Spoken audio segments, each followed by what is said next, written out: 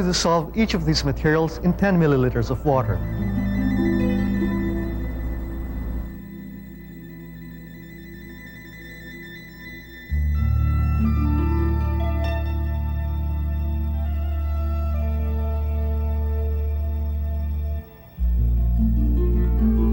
Here are the results.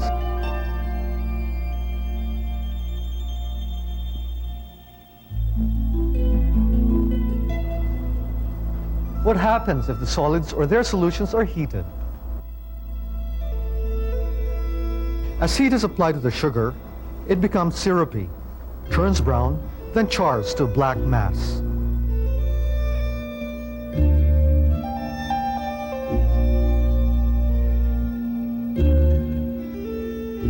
Salt is recovered from the solution upon evaporation of water. Salt, iron, sand, and stone, unlike sugar, melt at higher temperatures. Molten sodium chloride is used in the industrial manufacture of sodium metal and chlorine gas. Molten iron is produced in smelters. Molten silica is used to make glass. Now let's use an improvised apparatus to test for the electrical conductivity of these materials. The current detector is made of a continuous coil of magnetic copper wire. A small compass is securely placed inside it, with the north and south poles oriented in the same direction as the copper wire. When electrical current flows within and around the coil, the compass needle is deflected. For comparison, or for a control experiment, the conductivity of pure water is also used. Here are the results.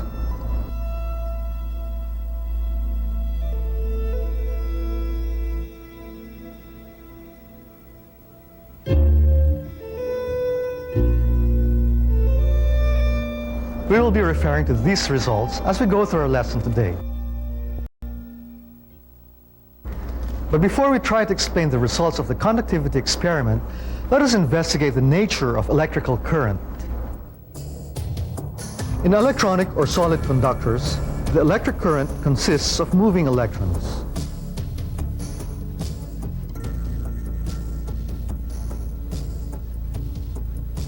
In a conducting solution, the electric current is carried by ions moving toward the electrode of opposite charge.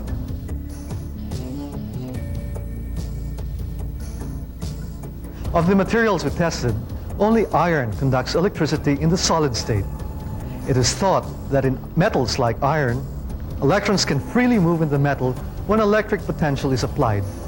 No such free electrons are present in table salt, sugar, and silica. Here is a model for the structure of solid iron. The spheres represent iron atoms closely packed in a body-centered cubic crystal lattice.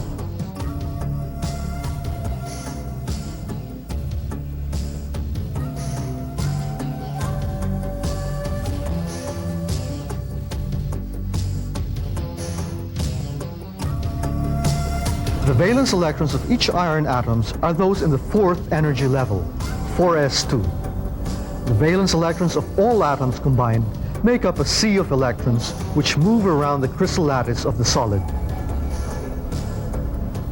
We say that the valence electrons are delocalized. The sea of electrons provides a cohesive force which binds all the atoms of the metal together. This cohesive force is called a metallic bond. It is found only in metals. It explains why metals are good electrical conductors. An applied electric potential will push the electrons to move in one direction towards the positive end. Copper and silver are the best electrical conductors. Both have an S1-D10 valence configuration. The single valence electron in each of these atoms is easily delocalized.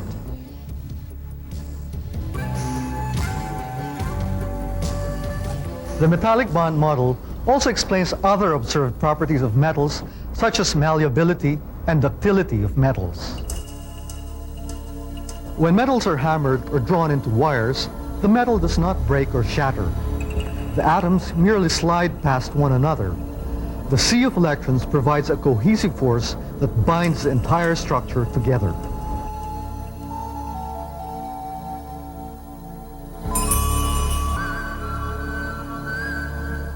We observe that solid sodium chloride does not conduct electricity.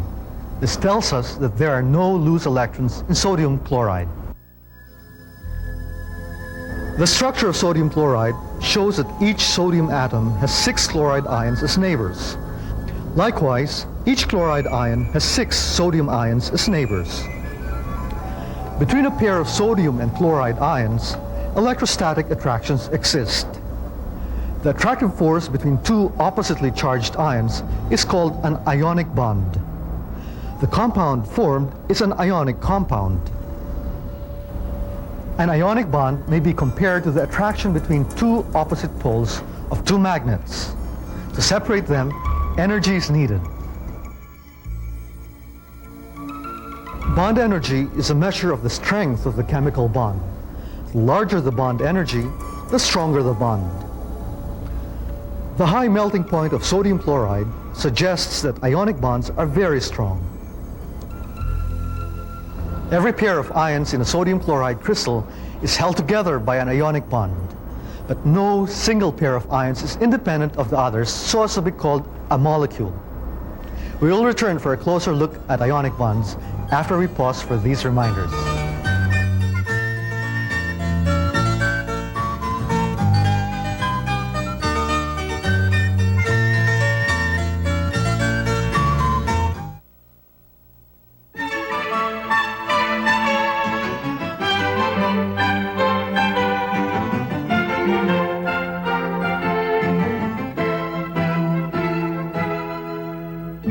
Our experiments show that the aqueous solution of sodium chloride is an electrical conductor.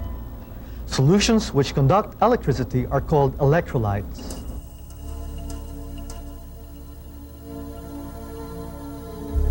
Pure water is a non-conductor or a non-electrolyte. We conclude that in the sodium chloride solution, there are freely moving ions or charged atoms or groups of atoms.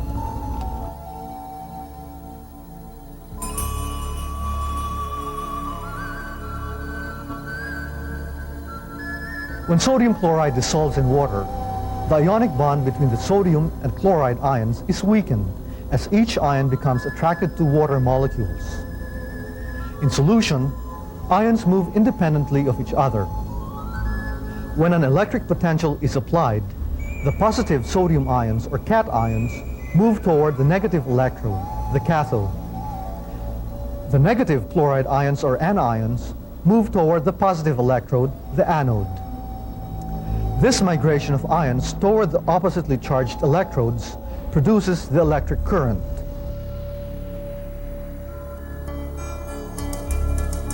When water in the sodium chloride solution evaporates, the ions once again become strongly attracted to each other. Fine crystals of sodium chloride form if the evaporation is carried out rapidly.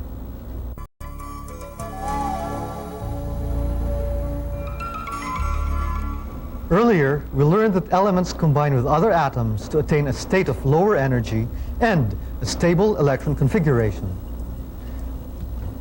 Thus, atoms with noble gas configurations, 1s2 or ns2 np6 valence configurations, are considered stable. When an atom bonds to another atom, it will tend to attain the configuration of the noble gas nearest to it in the periodic table. Let us look at the electron configurations of sodium and chlorine atoms. For sodium and chlorine, chemical bonding is a result of electron transfer. The sodium atom loses its single 3s electron to chlorine.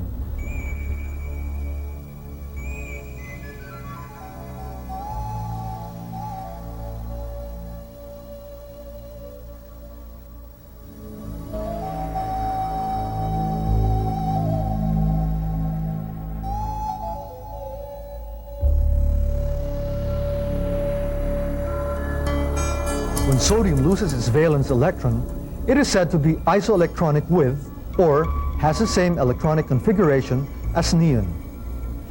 The sodium ion now has 11 protons and only 10 electrons and has an overall positive charge.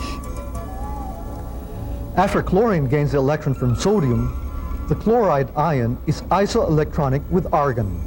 It has one negative charge since it has 18 electrons and 17 protons. Elements with less than 4 valence electrons tend to lose electrons when they form ionic bonds. Elements with more than 4 valence electrons tend to gain electrons.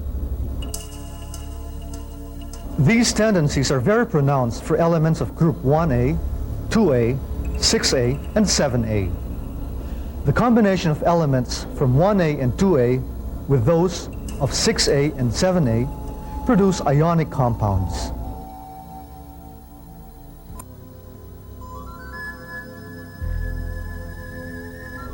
Our experiments do not indicate any electron transfer in water, since pure water is non-conducting.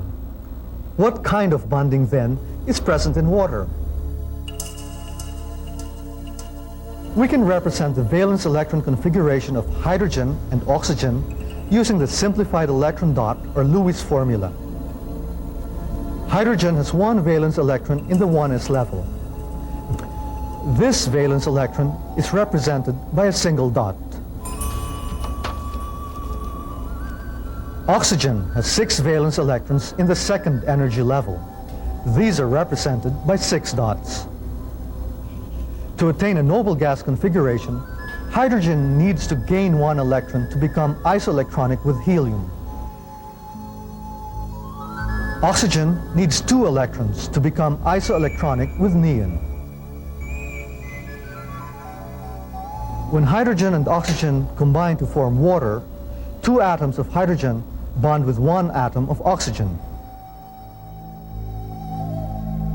Electrons are shared by the hydrogen and oxygen atoms to form a molecule of water. As a result, new attractions form between the electron of the hydrogen and the nucleus of the oxygen, and between the electron of oxygen and the nucleus of hydrogen.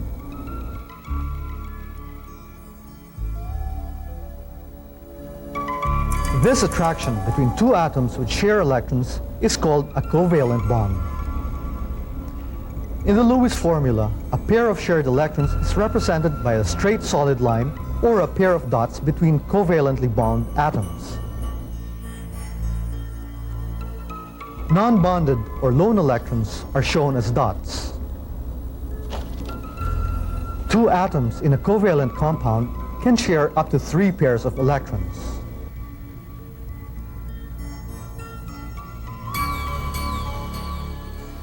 A covalent compound exists as a molecule. For example, sucrose is C12H22O11. All bonds in sucrose are covalent. Sugar molecules remain intact and do not break up into ions when dissolved in water. This is why a sugar solution is a poor electrical conductor. As heat is continuously applied to the sugar, after water has evaporated, a chemical decomposition reaction occurs. Thus, we see that covalent bonds in molecules are weaker than ionic bonds in compounds.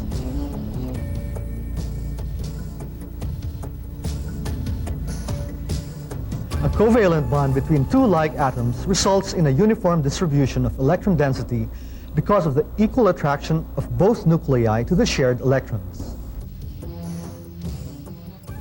This covalent bond is described as nonpolar.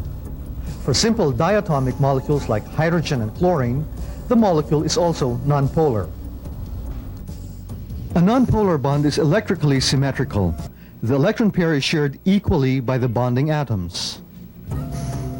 When a covalent bond exists between 2 unlike atoms with different electronegativities, the bond formed is polar.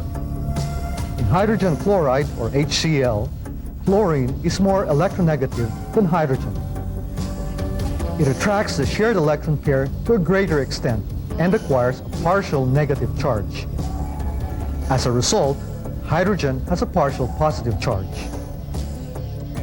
A polar bond is electrically unsymmetrical. One end is more negative, the other end more positive. Covalent bonds do not only exist in individual molecules.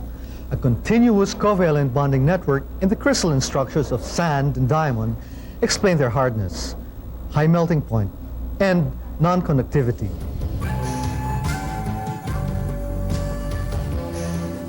Silica, or SiO2 in sand, has a tetrahedral structure. Each silicon, or oxygen, has 4 nearest neighbors. In diamond, each carbon atom is bonded to 4 other carbon atoms. All of the valence electrons are involved in covalent bonds. In graphite, each carbon is bonded to 3 other carbon atoms, forming a 2-dimensional hexagonal arrangement in planes. The 4th valence electron of every carbon is free or delocalized. Because of these free electrons, graphite is used as a negative electrode in a dry cell.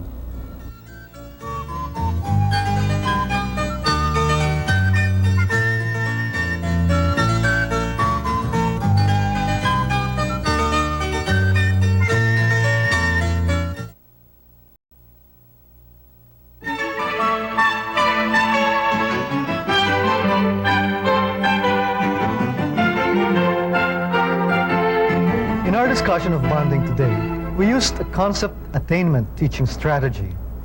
You can guide your students through 3 levels of concept attainment. Starting at the descriptive level, we describe what we observed in our experiments.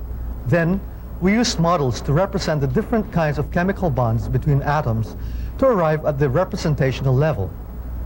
Finally, we reached the explanatory level as we used our models to explain our observations. In our next episode, we will have more of chemical bonding. Until then, this is your host, Ramon Miranda, saying good day.